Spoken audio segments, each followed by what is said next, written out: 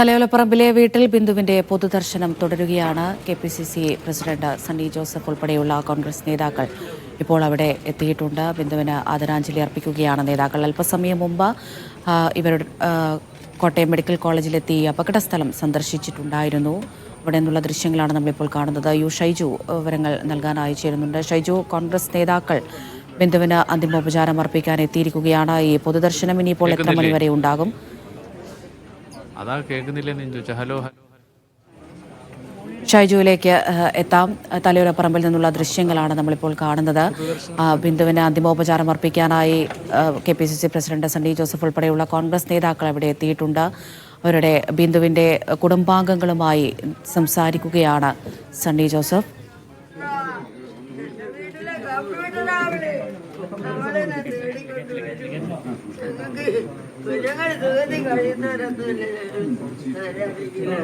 ആളോട്ട് തകരയുണ്ട്, കപ്പയുണ്ട്, കാച്ചിലുണ്ട്, ചേനയുണ്ട്, ചേമ്പുണ്ട്, കപ്പയുണ്ട്, ഇത്തിരി പരിപ്പും മേടിച്ച് അരി മേടിച്ച് മഞ്ഞുമുളകും മീനൊന്നും ഞങ്ങൾക്ക് വേണ്ട, ഞങ്ങൾ തിന്നില്ല. ഞങ്ങൾക്ക് എനിക്ക് മുട്ടയും മീനുണ്ട്, ഞാൻ തിന്നൂല. ഇത് തിന്ന് കിടക്കുന്ന ഞാനാ. എൻ്റെ കുഞ്ഞിന് എന്തേ കിട്ടിയാലും ഞാൻ കൊടുക്കും. തൊഴിലുറപ്പ് ചെയ്തോണ്ടിരുന്ന് കിട്ടാതെ അവർക്ക് കൊടുക്കും. എനിക്ക് മരുന്നൊന്നുമില്ല, എനിക്ക് അസുഖമൊന്നുമില്ല, എനിക്ക് ഗുളികയൊന്നും മേടിക്കണ്ട, എനിക്ക് തലവേദനയ്ക്ക് ഒരു പാരസെറ്റമോളൊന്നുമില്ല, ഞാൻ തിന്നില്ല. പറമ്പിലെ പച്ചല തിന്നും, ഞാൻ പച്ചല തിന്നും, ഞാൻ പച്ചല തിന്നും, ഞാൻ കപ്പങ്ങ തിന്നും. പറമ്പിലെല്ലാം ഞാൻ കപ്പ ഇട്ടിട്ടുണ്ട്, ഞാൻ കിളച്ച് കപ്പ ഇട്ടിട്ടുണ്ട്. എൻ്റെ വൈക്കത്തെ എൻ്റെ പിള്ളേരുടെ പറമ്പിൽ ഞാൻ കപ്പ ഇട്ടിട്ടുണ്ട്. അത് പറിച്ച് തിന്നും, അത് ഉണങ്ങി തിന്നി ഇരിപ്പുണ്ട്, അതൊക്കെ മേടിച്ച് തിന്നും, അതൊക്കെ വേവിച്ച് തിന്നും, കപ്പ ഉണങ്ങി വെച്ച് വറുത്ത് തിന്നും. അതുപോലെ എൻ്റെ പൊന്നെ സാറന്മാരെ എല്ലാം ഒന്നും എൻ്റെ പൊന്നുമോൾ അരഞ്ഞു പോയി. എന്റെ കുഞ്ഞരഞ്ഞേ, എന്റെ കുഞ്ഞരഞ്ഞു പോയേ, എന്റെ പോയേ. എന്റെ മൂത്ത മോന് ജോലി ഉണ്ടാക്കാൻ വേണ്ടി നടന്നതാണ്. എന്റെ കുഞ്ഞേ, എന്റെ കുളക്കുഴിലെ ഉണ്ണിയേ, എന്റെ ഉണ്ണിയേ, എന്റെ ഉണ്ണിയേ, എന്റെ ഉണ്ണി.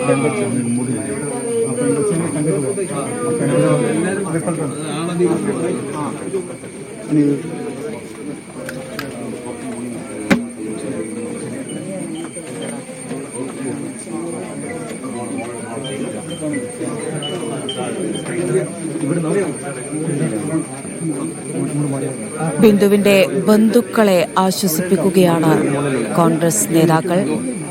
അല്പസമയം മുമ്പ് കോട്ടയം മെഡിക്കൽ കോളേജിലെത്തി അപകടസ്ഥലം ഇവർ സന്ദർശിച്ചിട്ടുണ്ടായിരുന്നു. അതിനുശേഷമുള്ള പ്രതികരണമൊക്കെ നമ്മൾ കണ്ടു. ഇപ്പോൾ ബിന്ദുവിന്റെ വീട്ടിലെത്തി ബിന്ദുവിന് ആദരാഞ്ജലി അർപ്പിക്കുകയാണ്.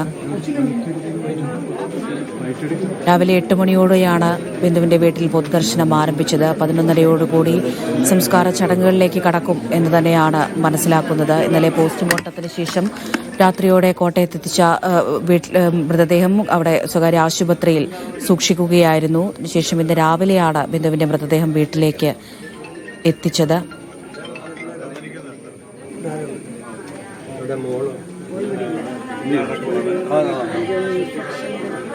വളരെ സങ്കടകരമായ കാഴ്ചകളാണ് നമുക്ക് തലയോലപ്പറമ്പിലെ വീട്ടിൽ നിന്ന് കാണാൻ കഴിയുന്നത്. ബന്ധുക്കളും മക്കളുമൊക്കെ പൊട്ടിക്കരയുകയായിരുന്നു. ബിന്ദുവിനെ അവസാനമായി ഒരു നോക്ക് കാണാൻ നൂറുകണക്കിന് ആളുകൾ തലയോലപ്പറമ്പിലെ വീട്ടിലേക്ക് എത്തുന്നുണ്ട്.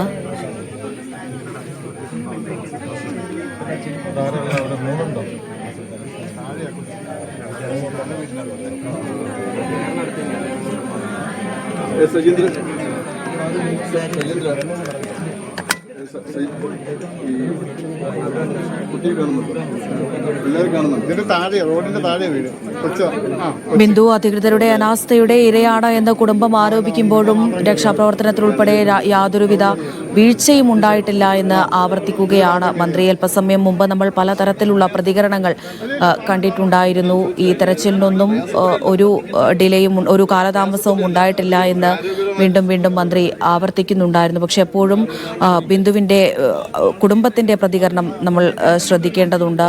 ഇതുവരെയും ആരോഗ്യമന്ത്രിയോ മറ്റോ ബന്ധപ്പെട്ടിട്ട് പോലുമില്ല എന്നുള്ള ഒരു സങ്കടകരമായ കാര്യം അവർ പറയുന്നുണ്ട്. ഇങ്ങനെ ഒരു അപകടം സംഭവിച്ചതാണ്, ഒരാളുടെ ജീവൻ നഷ്ടപ്പെട്ടതാണ്, ഒരു ആശ്വാസ വാക്ക് പോലും ഉണ്ടായിട്ടില്ല എന്ന് പിതാവ് ബിന്ദുവിൻ്റെ ഭർത്താവ് പറയുന്നുണ്ടായിരുന്നു.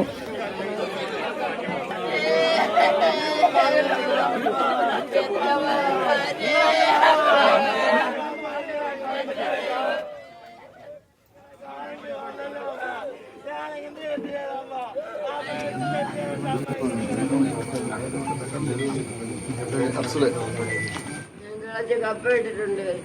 എൻ്റെ വൈക്കത്തെ എൻ്റെ പിള്ളേരുടെ പറമ്പിൽ ഞാൻ കപ്പ ഇട്ടിട്ടുണ്ട്. അത് പറിച്ച് തിന്നും, അത് ഉണങ്ങി തിന്നി ഇരിപ്പുണ്ട്. അതൊക്കെ വേവിച്ച് തിന്നും, അതൊക്കെ വേവിച്ച് തിന്നും. കപ്പ ഉണങ്ങി വെച്ച് വറുത്ത് തിന്നും. വലിയ ആരോപണങ്ങൾ ഇപ്പോഴും പ്രതിപക്ഷത്തിന്റെ ഭാഗത്ത് നിന്ന് ഉണ്ടാകുന്നുണ്ട്. കഴിഞ്ഞ ദിവസങ്ങളൊക്കെ നമ്മൾ കണ്ടതാണ്. ഈ അപകടത്തിന് ശേഷമുള്ള പ്രതികരണങ്ങളും പ്രതിഷേധവും ഒക്കെ നമ്മൾ കണ്ടതാണ്. വലിയ വീഴ്ച സർക്കാരിന്റെ ഭാഗത്തു നിന്നുണ്ടായി എന്ന് തന്നെ പ്രഥമ ദൃഷ്ട്യാ നമുക്ക് മനസ്സിലാകും.